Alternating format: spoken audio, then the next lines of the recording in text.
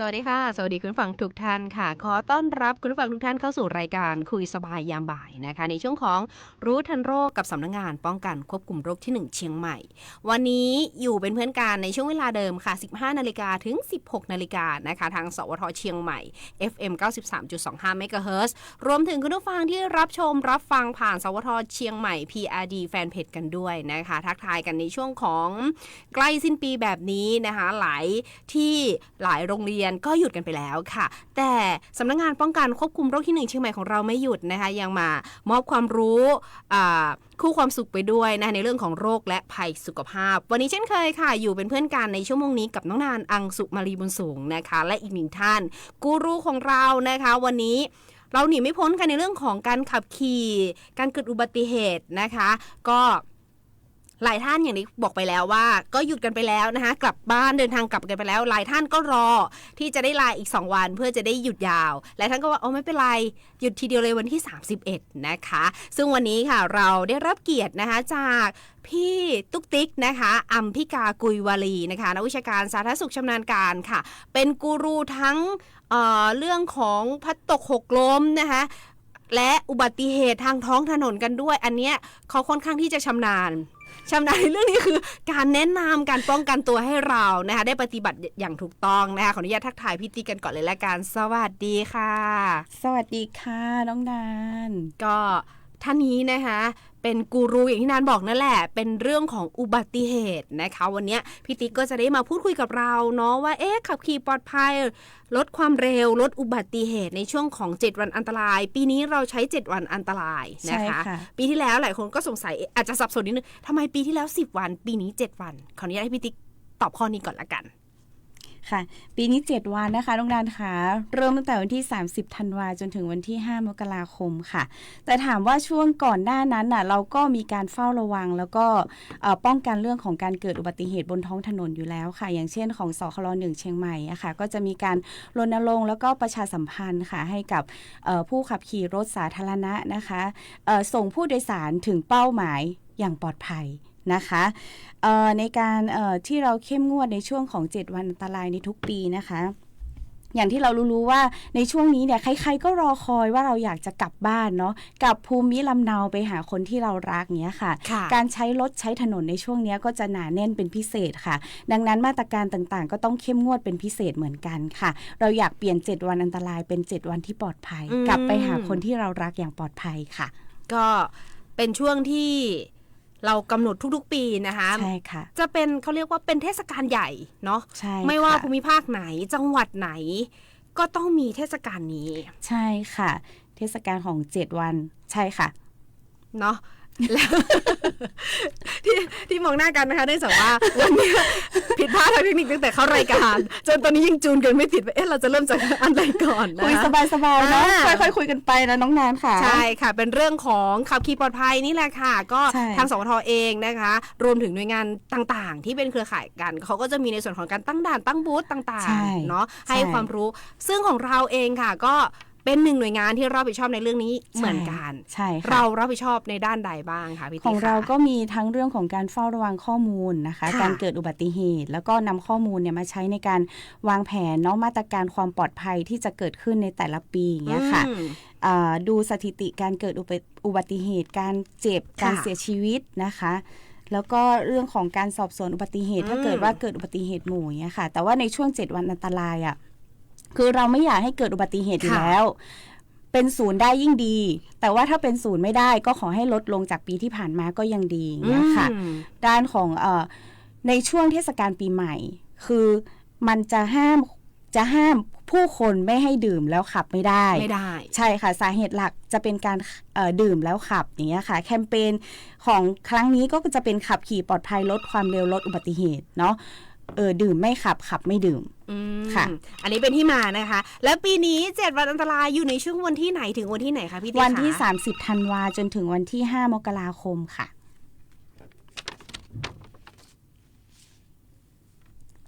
ค่ะแล้วก็น้องนานเมื่อกี้น้องนานถามถึงเรื่องสถานการณ์การเกิดอุบัติเหตุนะคะขออนุญาตเล่าให้ฟังในช่วงปีที่ผ่านมาว่าเป็นยังไงกันบ้างนะคะดูสถิติการบาดเจ็บและเสียชีวิตสะสมนะคะตัวเลขของระดับประเทศเนี่ยอยู่ที่ 35,549 รายนะคะอันนี้เป็นข้อมูลเนาะจากทีมตระหนักรู้สถานการณ์ของสำนักงานป้องกันควบคุมโรคที่1เชียงใหม่นะคะแล้วก็ถ้าเป็นสถานการณ์ในเขตสุขภาพที่1อะค่ะจะอยู่ที่ 3,569 รายนะคะบาดเจ็บสูงกว่าเสียชีวิตเนาะเสียชีวิตสะสมอยู่ที่65 รายค่ะข้อค้นพบหรือว่าข้อสังเกตนะคะการในเขตสุขภาพที่1นะคะก็คือ8จังหวัดภาคเหนือตอนบนนะคะก็จะมีเชียงใหม่เชียงรายลำพูนลำปางแพร่น่านพะเยานะคะครบหรือเปล่าไม่รู้8จังหวัดนะคะ8จังหวัดภาคเหนือตอนบนเนาะก็จะเสียชีวิตสูงสุดในจังหวัดเชียงใหม่นะคะซึ่งเป็นน่าจะเป็นเมืองท่องเที่ยวแล้วก็เป็นเมืองที่ทุกคนก็อาจจะมีแพลนในการที่จะเดินทางมาท่องเที่ยวในจังหวัดเชียงใหม่นะคะแล้วก็เป็นเมืองใหญ่ด้วยนะคะพบการบาดเจ็บและเสียชีวิตเนี่ยสูงสุดบนถนนที่เป็นทางหลวงนะคะแล้วก็พาหนะที่เสียชีวิตพาหนะที่พบการเกิดอุบัติเหตุอันดับ1เนี่ยจะเป็นในส่วนของจักรยานยนต์ค่ะแล้วก็เสียชีวิตสูงสุดเนี่ยค่ะจะเป็นเชียงใหม่เชียงรายแล้วก็แพร่ค่ะก็จะเห็นว่าเป็นเมืองแห่งการท่องเที่ยวเนาะค่ะอันนี้พี่ดิ๊กพูดถึงในเรื่องของสถานการณ์แล้วก็สถิติการ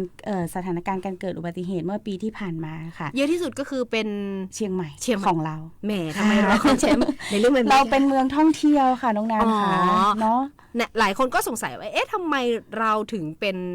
เมืองที่เขาเรียกว่าสถิติสูงในการเกิดอุบัติเหตุนะคะก็อย่างพี่ติ๊กได้บอกไปว่า1ประชากรเราเยอะด้วย2เราเป็นเมืองท่องเที่ยว3ใครๆก็อยากมาเที่ยวนะคะและอย่างที่พี่ติ๊กบอกว่า3เนี่ยคือพื้นที่ของเราค่อนข้างที่จะกว้างเนาะมันก็เที่ยวเยอะใช่ใครๆก็แพลนอยากจะมาเชียงใหม่เนี่ยค่ะจากต่างจังหวัดเนาะเหตุผลหลักๆที่เกิดอุบัติเหตุบ่อยที่สุดก็คือดื่มแล้วค่ะจะมีในส่วนของปัจจัยเสี่ยงด้านถ้าเกิดว่าคนที่เขาขับรถจักรยานยนต์เงี้ยค่ะก็ขับรถโดยไม่สวมหมวกกันน็อกเนาะก็จะเป็นปัจจัยเสี่ยงที่ทำให้เกิดอุบัติเหตุแล้วก็บาดเจ็บรุนแรงที่ศีรษะนะคะแล้วก็ในส่วนของการไม่คาดเข็มขัดนิรภัยเนาะแล้วก็ไม่ดื่มสุราขณะขับขี่ค่ะอันนี้คือเหตุผลหลักๆเลยนะคะว่าทำไมเราถึงเน้นย้ำในช่วงของเทศกาลหลักๆสำคัญแบบนี้โดยเฉพาะในช่วงของสิ้นปีแบบนี้นะคะหลายคนเดินทางกลับบ้านแล้วหลายคนที่อยู่เชียงใหม่ก็อยากกลับบ้านมาอยู่กับคนที่เรารักก็เดินทางเริ่มเดินทางขึ้นมาแล้วแหละนั่นเชื่อได้เลยว่าหลายท่านก็เดินทางจองที่พักอะไรเรียบร้อยแล้วนะคะแต่ว่าเหตุผลหลักๆเลยในการเกิดอุบัติเหตุเนี่ยก็ไม่หนีไม่พ้นในการดื่มเครื่องดื่มแอลกอฮอล์ซึ่งเป็นหัวใจหลักเลยนะคะในการเสียชีวิตที่ทุกๆปีเราจะต้องเฝ้าระวังทุกๆปีเราจะต้องให้คำแนะนำตักเตือนเนาะใช้คำว่าตักเตือนก็ได้นะคะบางทีเวลาดื่มไปแล้วสติไม่ค่อยจะอยู่อันเนี้ยก็ต้องคอยเตือนคอยระวังกันนะคะในเรื่องของการดื่มแล้วเกิดอุบัติเหตุเนาะก็อย่างที่พี่ติ๊กบอกไปนะคะว่าการเกิดอุบัติเหตุในท้องถนนเนี่ยหลักๆแล้วมันมีประเด็นไม่มากมีนิดนี่คือว่าประเด็นหลักๆที่เรามองเห็นน่ะมันชัดเจนนะคะอย่างเมื่อสักครู่พี่เขาก็สอบถามในเรื่องของหมวกกันน็อกเข้ามาอะไรอย่างเงี้ยค่ะพี่ติ๊กค่ะอันนี้พี่ติ๊กพอจะแนะนำได้ไหมคะว่าหมวกกันน็อกหรือว่าการที่จะต้องเซฟตัวเองในการเดินทางในช่วงของเทศกาลเราจะต้องทำยังไงบ้างอ๋อค่ะก็อุปกรณ์ป้องกันต้องมีเนาะคือรถมอเตอร์ไซค์อะค่ะอย่างน้อยก็ให้สวมใส่หมวกกันน็อกถ้าเกิดว่าถ้าให้ดีมากกว่านั้นเนี่ยค่ะถ้าเป็นไปได้เนาะใส่เสื้อสีสะท้อนแสงได้ไหมตอนกลางคืนอันเนี้ยยังไม่มีใครคิดนะคะจริงๆเพราะบางทีเรามองข้ามว่ามันเป็นเรื่องที่มองข้ามไปแล้วก็จริงๆแล้วเสื้อผืนเดียวที่สีสะท้อนแสงมันจะทำให้แบบว่ารถที่สัญจรไปมาผ่านเราเนี้ยมองเห็นได้ชัดขึ้นนะคะถ้าเป็นมอเตอร์ไซค์เนาะถ้าเป็นเรื่องของอุปกรณ์ป้องกันถ้าเป็นรถยนต์รถส่วนตัวอย่างเงี้ยค่ะก็ต้องคาดเข็มขัดนิรภัยเนาะอันนี้เราสามารถทำได้ด้วยการแก้ไขที่พฤติกรรมของตัวเราเองเนาะถ้าเกิดเป็นการวางแผนการเดินทาง ทั้งหมดที่เราจะเดินทางทั้งกับภูมิลำดาวไปท่องเที่ยวอย่างนี้ค่ะสำคัญที่สุดอย่างที่หนึ่งคืออาจจะต้องมีการวางแผนการเดินทางก่อนทั้งเรื่องของความปลอดภัยความสะดวกสบายเที่ยวยังไงให้สนุกกลับบ้านยังไงให้ปลอดภัยอย่างเงี้ยค่ะต้องมีการวางแผนและการเตรียมตัววางแผนยังไงได้บ้างนะคะอย่างเช่นเราสมมติว่าเราจะเดินทางต้องดูแผนที่ก่อนว่าเราจะไปทางไหนเนาะจุดเติมน้ำมันอยู่ตรงไหนนะยิ่งสมัยนี้คนใช้รถไฟฟ้ากันเยอะด้วยนะคะชาร์จไฟตรงไหนดีจุดไหนดีนะคะเติมน้ำมันให้เต็มถังก่อนหาปั๊มน้ำมันอยู่ตรงไหนนะคะระยะทางที่เราเดินทางไปแล้วเนี่ยจะไปจอดตรงไหนจุดพักรถอยู่ตรงไหนนะคะแล้วก็แจ้งคนที่บ้านด้วยว่าฉันออกเดินทางนะเวลานี้นะเดี๋ยวจะแวะตรงนี้แล้วถึงกี่โมงอย่างเงี้ยค่ะคนที่บ้านจะได้ไม่เป็นห่วงเนาะจะได้ถึงบ้านอย่างปลอดภัยนะคะอย่างที่สองเป็นการตรวจเช็ครถค่ะน้องนานค่ะท่านผู้ฟังค่ะต้องเช็คนะรถของเรานะคะขับอยู่ทุกวันเหินหน้าเหินหลังเนาะ มาทำงานนะคะ ลูกและหน้ามีกี่ลูกนะคะจำได้หมดนะคะแต่ว่าเมื่อเราต้องเดินทางไกล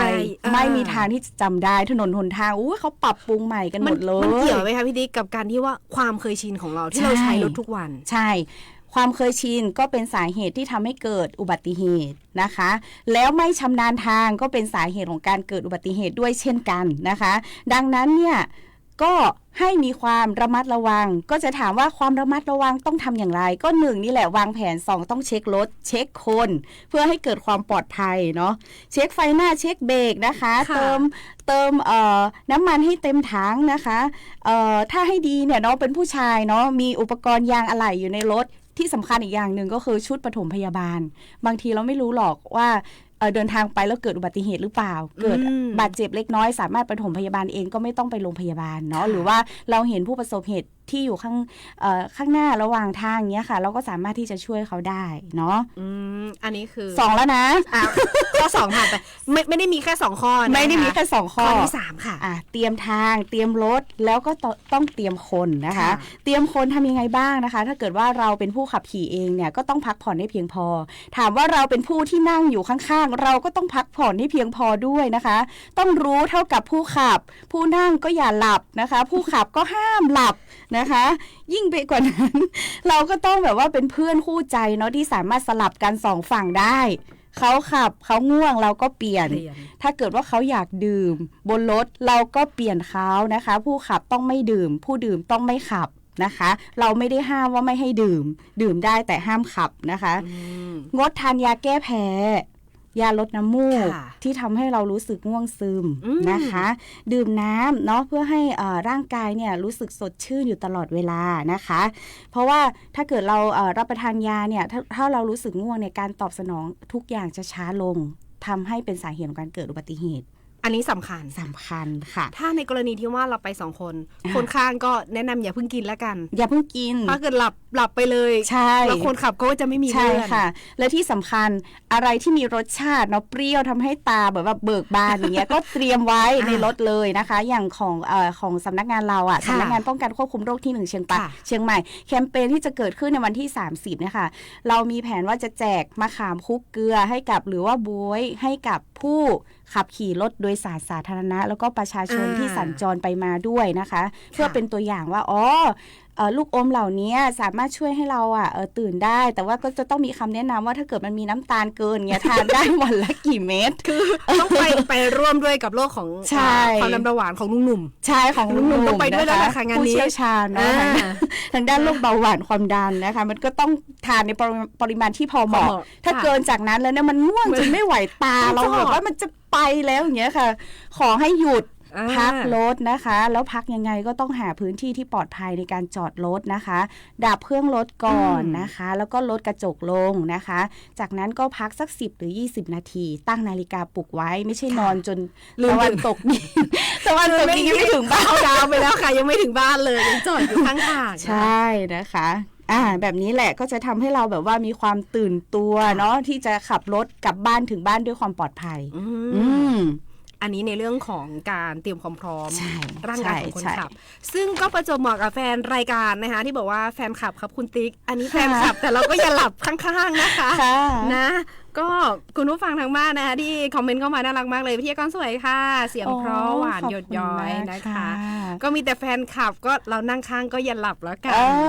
แฟนคลับอย่าหลับนะ อาจจะใช้แบบว่าใช้แฟนป้อนได้ไหมพี่บิ๊ก ได้ค่ะ แฟนป้อนได้ แฟนป้อนหิวข้าวให้แฟนป้อนอ้อนแฟนอ๋อ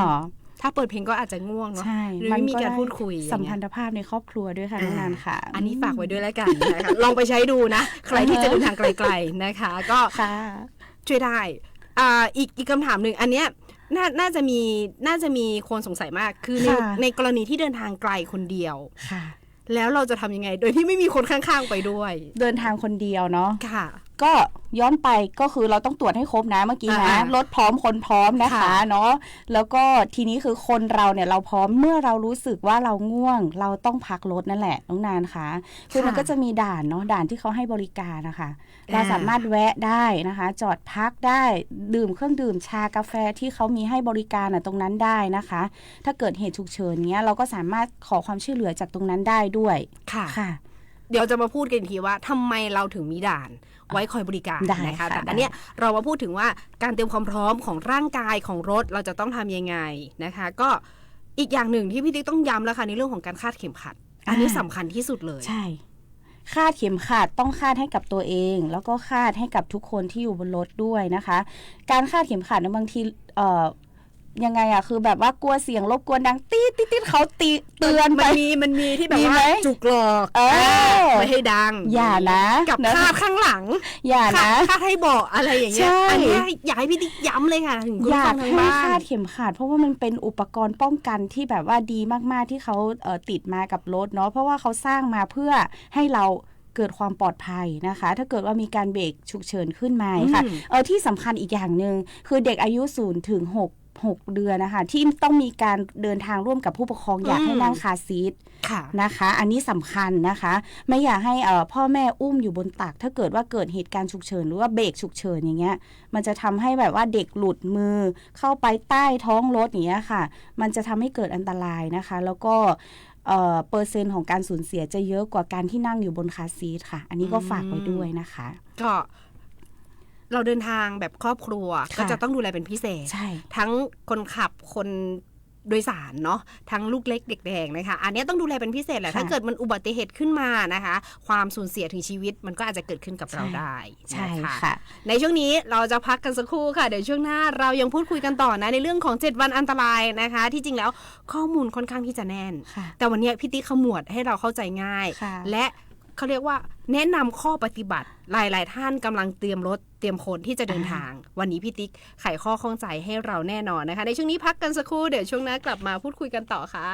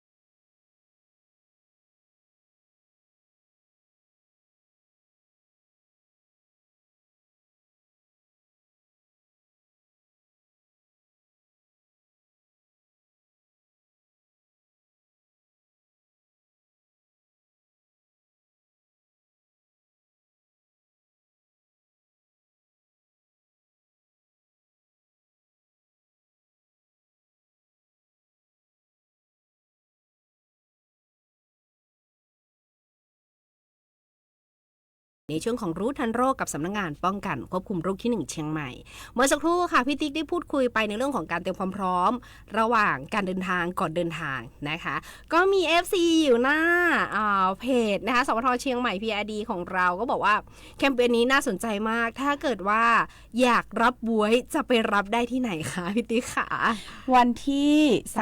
30ไปรับได้ที่อาเขต2และอาเขต3นะคะอยู่ตรงไหนอยู่ตรงอาเขตสถานีขนส่งผู้โดยสารค่ะ2และ3ค่ะเนาะบางทีคนพื้นที่เนี่ยเราเรียกอาเขตนะคะคุณผู้ฟังค่ะแต่คนต่างจังหวัดเขาไม่รู้สถานีขนส่งผู้โดยสารเนาะ2และ3แล้วถามว่าหาได้จากที่ไหนอีก 7-Eleven ค่ะสามารถได้ซื้อได้ไปพักรถได้นะคะแล้วก็คุณผู้ฟังทางสารพระเนตรสันทรายนะคะก็สอบถามเข้ามาว่าเอ๊ะแล้วอย่างเงี้ยเรามีศูนย์บริการไหมหรือว่ามีแต่ด่านจับอย่างเดียวด่านนะคะจะมีทั้งด่านบริการแล้วก็ด่านตรวจบูรณาการนะคะหลายคนสงสัยไงว่าเอ๊ะเขาจับอย่างเดียวหรอหรือว่ามีให้คำแนะนำหรือให้ที่พักรถด้วยอะไรอย่างนี้ค่ะด่านเนี่ยค่ะในช่วงปีใหม่จะมีทั้งด่านที่เขาตั้งไว้เพื่อลดอุบัติเหตุทางถนนนะคะควบคุมความประพฤติของผู้ขับขี่เนาะก็คือจะมีตำรวจและหน่วยงานที่เกี่ยวข้องเน้นการตรวจจับนะคะเมาแล้วขับรถเร็วเกินกำหนดนะคะซึ่งเป็นสาเหตุหลักของการเกิดอุบัติเหตุเนาะรวมทั้งด่านอำนวยความสะดวกด้านการจราจรนะคะปิดเส้นทางสัญจรถ้าเกิดการแออัดบนท้องถนนก็จะเปิดช่องทางพิเศษให้นะคะรวมถึงการตั้งด่านก็จะสร้างความมั่นใจให้กับประชาชนในการเดินทางด้วยอะค่ะอันนี้คือเป็นที่มาและเป็นเหตุผลเลยว่าทำไมเราถึงตั้งด่านในช่วงของ7วันอันตรายนะคะหลายคนก็สงสัยแล้วว่าด่านมีเฉพาะตำรวจไหมที่จริงไม่ใช่ไหมคะพี่ตี้ค่ะมีใครยังไงบ้างก็จะมีส่วนในการบูรณาการมีทั้งในส่วนของท้องถิ่นนะคะตำรวจนะคะแล้วก็ในส่วนของชุมชนด้วยนะคะถ้าด่านที่อยู่ในชุมชนเนาะค่ะก็จะเป็นเครือข่ายค่ะเป็นด่านบูรณาการที่อยู่ในพื้นที่แหละเราจะสังเกตได้ว่ามีทั้งหน่วยงานสาธารณสุขมีทั้งตำรวจมีทั้งปกครองนะคะผู้ใหญ่บ้านกำนันเขาก็จะผลัดเวรกันไปใช่ใช่บางที่ก็จะมีในส่วนของน้องๆที่คอยให้บริการในส่วนของพักรถเปลี่ยนถ่ายน้ำมันเครื่องก็จะมีเหมือนกันนะคะแต่ตอนนี้ต้องติดตามข่าวสารอีกทีทางสวทก็ได้ค่ะว่าเขาจะเริ่มเปิดด่านวันที่เท่าไหร่เมื่อสักครู่พี่ติ๊กแจ้งแล้วว่าวันที่30แต่ละด่านก็จะเริ่มวันที่30นะคะก็คอยให้บริการทั้งนักท่องเที่ยวเองทั้งคนในพื้นที่เองนะคะอันนี้แหละค่ะเป็นที่มาว่าทำไมเราจะต้องตั้งด่านในช่วงของ7วันอันตรายนะคะพอตั้งด่านเสร็จแล้วเรามีการป้องกันการเตรียมความพร้อมแล้วทีนี้เมื่อเราประสบพบเจอเหตุค่ะพี่ติ๊กค่ะอันเนี้ยเวลาเราเจออุบัติเหตุซึ่งหน้าเราจะต้องทำยังไงแน่นอนว่าหลายท่านคุมสติตัวเองไม่ได้แบบเจอปุ๊บเราจะทำยังไงตกใจก่อนอะไรอย่างเงี้ยก็ให้พี่ติ๊กแนะนำค่ะได้ค่ะถ้าเกิดว่าเราไปเจอเหตุบนท้องถนนเนาะสมมติว่าเราไปเจอผู้ประสบภัยค่ะอย่างแรกเราต้องตั้งสติก่อนแล้วก็ประเมินสถานการณ์รอบข้างว่าตัวเราเป็นอะไรไหมนะคะที่อยู่ในเหตุการณ์นั้นแล้วก็เหตุการณ์ที่อยู่ตรงหน้ามีใครเป็นอะไรไหมนะคะหยิบโทรศัพท์ขึ้นมานะคะโทรเบอร์นะคะฉุกเฉิน1669นะคะถามว่า1669เนี่ยถ้าเกิดเราไม่มีตังค์อยู่ในมือถือเลยสักบาทเดียวโทรได้ไหมโทรได้นะคะคือถ้าเขาเรียกว่าอะไรถ้าสัญญาณแบบโดนระงับการโทรออกก็โทรได้เหมือนกันโทรได้ค่ะถ้าเกิดว่าพบผู้บาดเจ็บเนาะอยู่ตรงหน้าเรานะคะแล้ววิธีการเนี่ยที่เราจะบอกโทรแล้วหายไปเลยไหมฉันโทรแล้วเนี่ยแล้วฉันก็ขับรถผ่านเหตุการณ์นั้นไปเลยนะคะทิ้งผู้บาดเจ็บนอนกองอยู่ตรงนั้นไหมนะคะไม่ควรทำนะคะอย่างน้อยเสียเวลาสักหน่อยนึงช่วยเหลือเขานะคะสิ่งที่เราจะต้องบอกก็คือว่าตั้งสติโทรแจ้งสายด่วน1669บอกลักษณะของการเกิดเหตุว่าเหตุการณ์เป็นยังไงนะคะสมมุติว่ารถมอเตอร์ไซค์ชนกัน2คันนะคะพบผู้บาดเจ็บจำนวน2รายนะคะนอนอยู่นะคะถ้าเกิดว่าเรามีความจำเป็นต้องลงไปดูจุดเกิดเหตุจริงๆนะคะต้องประเมินก่อนว่ามันจะเป็นถ้าเราลงไปแล้วเกิดอันตรายกับตัวเองไหมนะคะรวมถึงประเมินสถานการณ์ว่ามันจะมีการเกิดเหตุซ้ำขึ้น หรือเปล่านะคะถ้าเกิดว่าบริเวณนั้นปลอดภัยดีนะคะมันอาจจะเฉี่ยวลงข้างทางอย่างเงี้ยเราสามารถลงได้จอดหาที่จอดปลอดภัยก่อนนะคะใช้รถของเราจอดก่อนนะคะแล้วก็ลงไปดูเนาะประเมินสถานการณ์สมมติว่าพบผู้บาดเจ็บเราก็รายงานไปเลยค่ะ1คนหายใจรวยรินอีกคนนึงพบแขนหักขาหักเงี้ยค่ะซึ่งสิ่งที่เราบอกอะค่ะมีความจำเป็นเพราะว่าเขาจะต้องเตรียมอุปกรณ์การช่วยเหลือให้พร้อมที่เราจะมาถึงที่เกิดเหตุเนาะค่ะจากนั้นนะคะต้องบอกด้วยว่าเราชื่ออะไรแล้วคนที่โทรอะเบอร์อะไรต้องทวนให้ด้วยนะคะถ้างั้นน่ะถ้าเกิดว่าเขาหาไม่เจออย่างเงี้ยค่ะจุดพิกัดที่เกิดอุบัติเหตุพิกัดที่เกิดอุบัติเหตุด้วยนะคะถ้าเกิดหาไม่เจอเขาก็จะโทรกลับมาหรือว่าเราไม่มีเวลาอยู่รอคอยเราอาจจะเห็นผู้ที่เขาอยู่ณเหตุการณ์นั้นนะคะก็อาจจะขอเบอร์เขาแล้วก็บอกไว้ก็ได้นะคะจะได้โทรติดต่อกันได้ระหว่างทางถ้าเกิดว่าเราไม่สามารถที่จะอยู่ณจุดเกิดเหตุได้แล้วเราค่อยไปเนาะแล้วค่อยเดินทางต่ออันนี้นั่นก็เพิ่งทราบเหมือนกันว่าถ้าเกิดว่าในกรณีที่เราเจอเหตุหรือว่าพบเจออุบัติเหตุแล้วเราจะต้องแจ้ง1669มันก็จะมีในส่วนของการบอกพิกัดแจ้งให้เขาทราบเพราะบางทีบางท่านก็อาจจะเกิดอาการหงุดหงิดว่าเอ๊ะทำไมต้องมาถามฉันเยอะทำไมฉันต้องบอกรายละเอียดเยอะนะคะเพราะอย่างที่พี่ติ๊กบอกไปเลยว่ามันเป็นการบอกพิกัดของผู้ที่เขาจะเข้ามาช่วยเหลือการเกิดอุบัติเหตุแล้วก็ต้องเป็นการเตรียมความพร้อมของผู้ที่เขาจะมาช่วยด้วยค่ะเตรียมอุปกรณ์ต่างๆให้เหมาะสมกับผู้บาดเจ็บที่อยู่ในเหตุการณ์นั้นเพื่อช่วยเหลือชีวิตได้ดียิ่งขึ้นนะคะอันนี้ฝากไว้ด้วยแล้วกันนะคะเพราะว่าบางคนเนี่ยก็จะคิดว่าเอ๊ะทำไมต้องมาถามฉันเยอะในเมื่อฉันเป็นพลเมืองดีโทรแจ้งไปแล้วก็เป็นหน้าที่ของคุณที่ต้องมาจริงๆแล้วรายละเอียดปลีกย่อยพวกนี้ค่ะมันอาจจะช่วยให้ชีวิตหนึ่งที่เกิดอุบัติเหตุอยู่อาจจะรอดจากการเสียชีวิตได้นะคะถ้าเกิดว่าเขาเตรียมอุปกรณ์พร้อมเขารู้ตำแหน่งพิกัดแล้วเดินทางค่อนข้างที่จะรวดเร็วนะคะอันนี้ฝากไว้ด้วยแล้วกันเนาะสำหรับบอกพิกัดบอกเบอร์โทรนะคะถ้าเกิดว่าเรารีบจริงๆเหมือนที่พี่ติ๊กบอกเลยว่าอาจจะขอเบอร์เพื่อนๆข้างๆหรือว่าพลเมืองดีที่เขาช่วยเหลือแล้วเขายังไม่ออกจากจุดเกิดเหตุให้ทางทีม1669เป็นผู้ประสานต่อก็ได้นะคะเนาะฝากไว้ด้วยแล้วกันทิ้งท้ายในชั่วโมงนี้ค่ะพี่ติ๊กขาอยากฝากอะไรถึงคุณผู้ฟังทางบ้านกันบ้างคะในเรื่องของการเดินทางในช่วงของ7วันอันตรายค่ะค่ะก็อยากให้7วันอันตรายนะคะกลายเป็น7วันที่ปลอดภัยนะคะแล้วก็ทุกคนนะคะสามารถเดินทางถึงบ้านได้อย่างปลอดภัยขับไม่ดื่มไม่ขับนะคะอยากให้ขับรถแบบมีสติถ้อยทีถ้อยอาศัยนะคะแล้วก็ไม่ขับรถด้วยอารมณ์เนาะแล้วเมื่อตะกี้ก็คือรู้วิธีการช่วยเหลือเมื่อเกิดเหตุบนท้องถนนอย่างเงี้ยค่ะก็อยากให้ทุกคนเดินทางปลอดภัยเนาะไม่ทำให้การเดินทางที่ช้าลงไม่ได้ทำให้เราถึงบ้านอย่างช้านะคะคือเราจะถึงบ้านไปหาคนที่เรารักเพราะว่าเราคือหนึ่งในของขวัญที่คนทางบ้านของเราก็รอคอยอยากให้เรากลับไปหานะคะอันนี้สำคัญเราอยากให้ทุกคนนำตัวเองเนี่ยกลับไปหาคุณพ่อคุณแม่ที่บ้านอย่างปลอดภัยที่สุดนะคะก็เน้นย้ำให้การเดินทางอย่างระมัดระวังก็คือเหมือนที่เราพูดมาเมื่อกี้เลยเตรียมคนเตรียมรถให้พร้อมนะคะรถพร้อมคนพร้อมเดินทางอย่างปลอดภัยขับรถอย่างมีสติดื่มไม่ขับไม่ดื่มค่ะค่ะก็อีกหนึ่งย้ำค่ะ7วันอันตรายวันที่เท่าไหร่ถึงวันที่เท่าไหร่กับแคมเปญของเราวันที่30ธันวาคมนะคะ2568จนถึงวันที่5มกราคม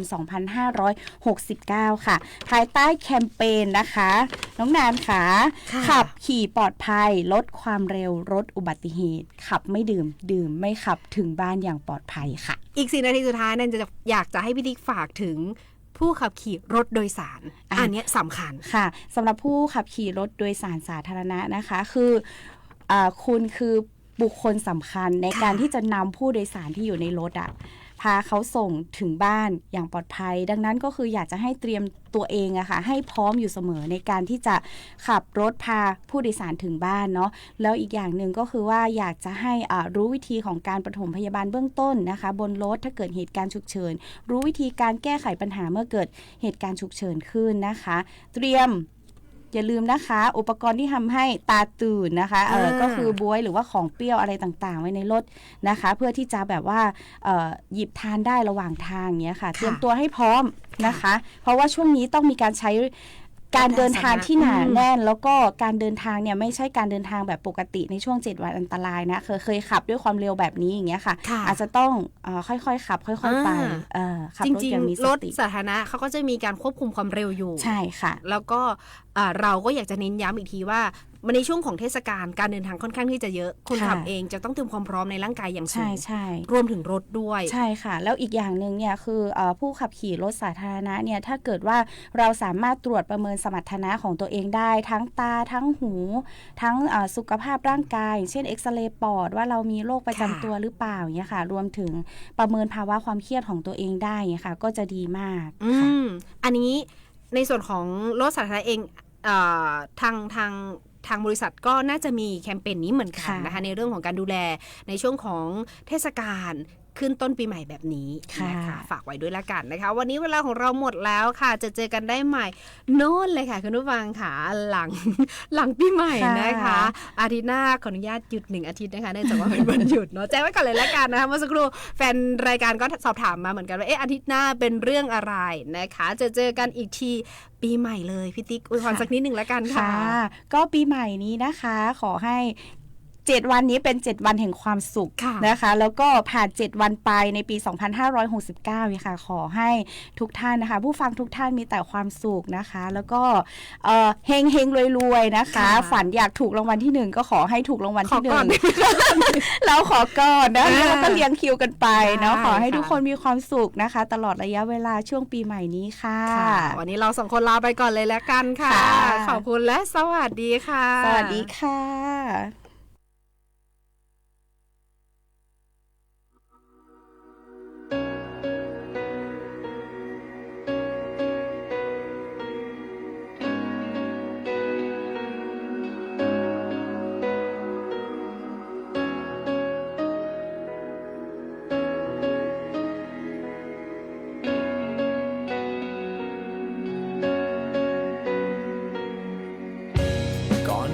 ฟ้าจะสดใสก่อนความอบอุ่นของไอแดดก่อนดอกไม้จะผลิบานก่อนความฝันอันแสนหวานในใจไม่เคยมีผู้ใดจนความรักเธอเข้ามาทำให้ดวงตาฉันเห็นความสดใส